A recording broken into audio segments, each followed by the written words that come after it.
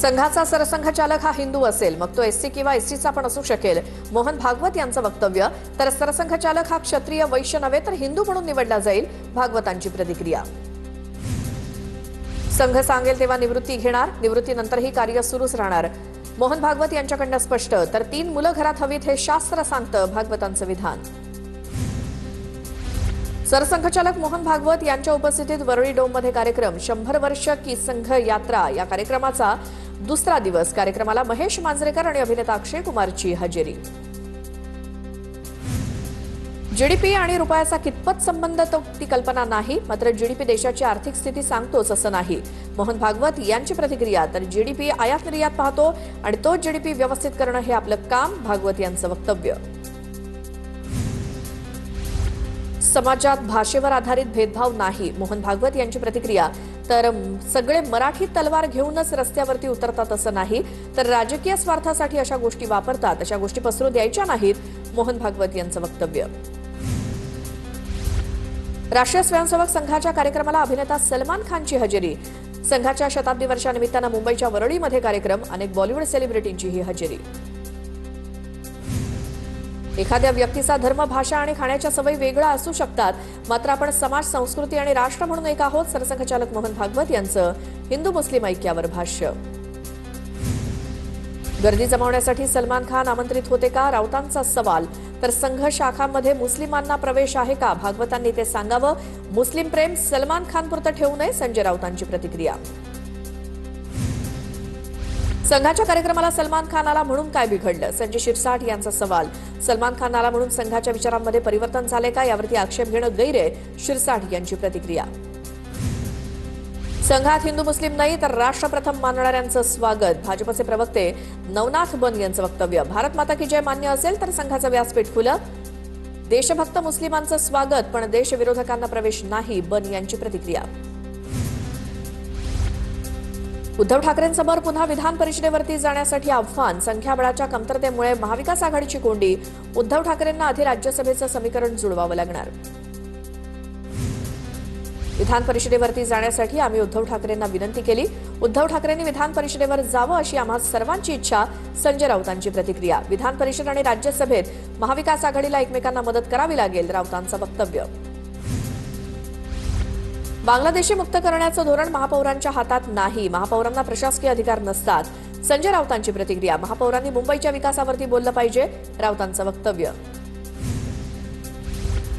बांगलादेशी घुसखोरांविरोधात भूमिका घेताच राऊत अस्वस्थ झालेत. घुसखोरांच्या जीवावर पालिका जिंकण्याचं स्वप्न मुंबईकरांनी उद्ध्वस्त केलं, भाजपच्या नवनाथ बन यांचं राऊतांना प्रत्युत्तर. तेलंगणामध्ये महात्मा फुलेंच्या पुतळ्याची विटंबना. छगन भुजबळांचं केंद्रीय गृहमंत्री अमित शहांना पत्र.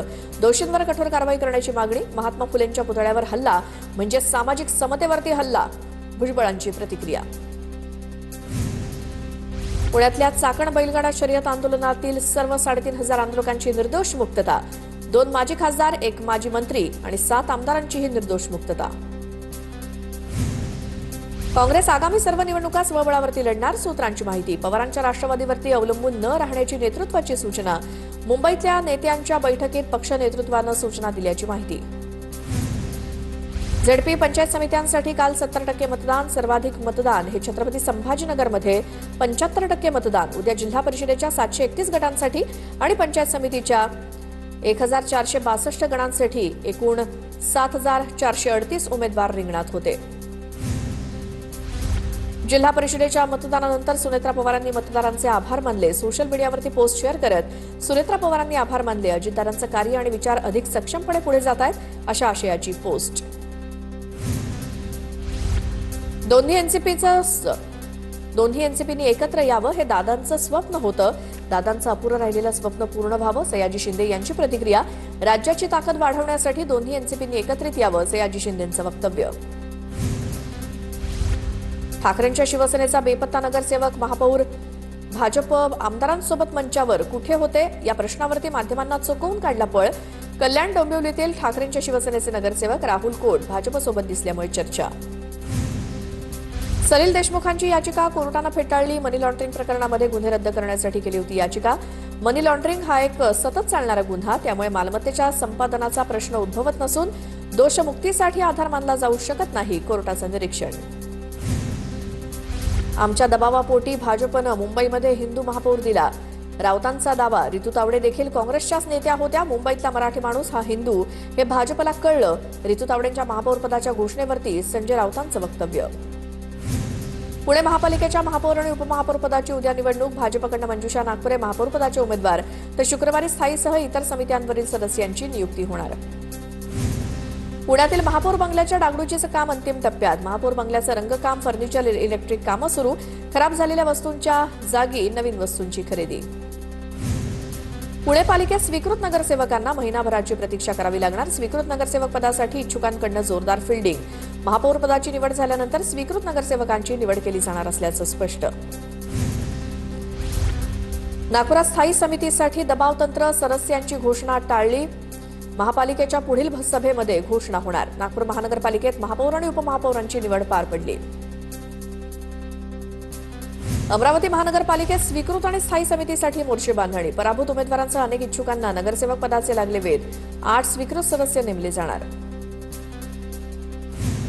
नागपूर महापालिकेच्या मालमत्ता आणि नगररचना विभागात 400 कोटींची तूट. महापालिकेत नव्या पदाधिकाऱ्यांची कसोटी लागणार. 5438 कोटींचा अर्थसंकल्प असताना अपेक्षित उत्पन्न नाही. विकासाच्या आश्वासनांसमोर आर्थिक वास्तवाचं मोठं आव्हान.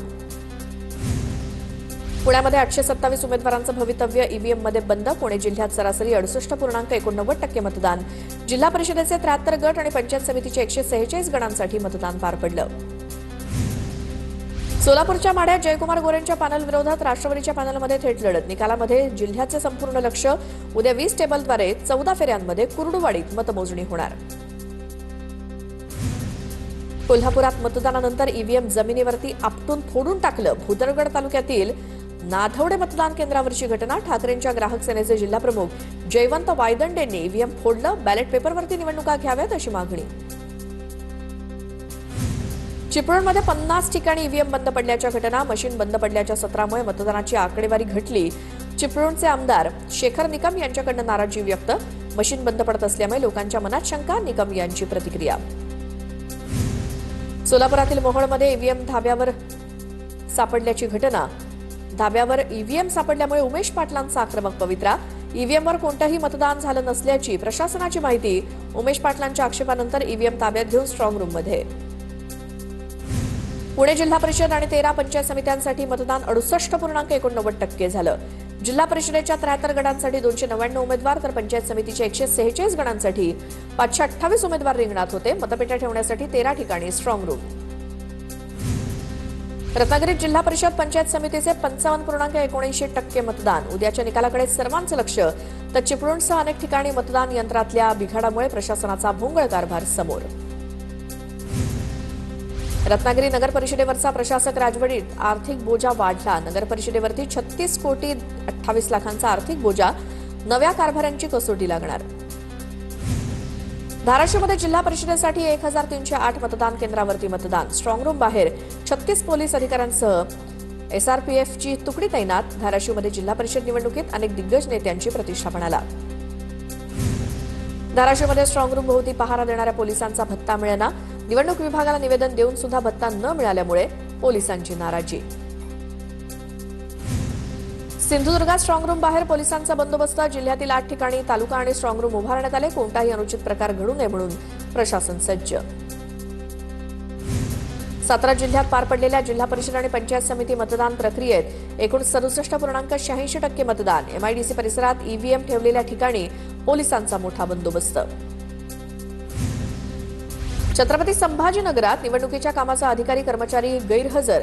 गंगापूरमध्ये तब्बल 119 कर्मचारी आणि अधिकाऱ्यांवरती गुन्हा दाखल. निवडणूक आयोगाच्या आदेशानंतर कारवाई. छत्रपती संभाजीनगरमध्ये निवडणुकीच्या कामात अधिकारी कर्मचारी गैरहजर. गंगापुरात तब्बल 119 कर्मचारी आणि अधिकाऱ्यांवरती गुन्हा दाखल. गंगापूर पोलीस ठाण्यात कारवाई.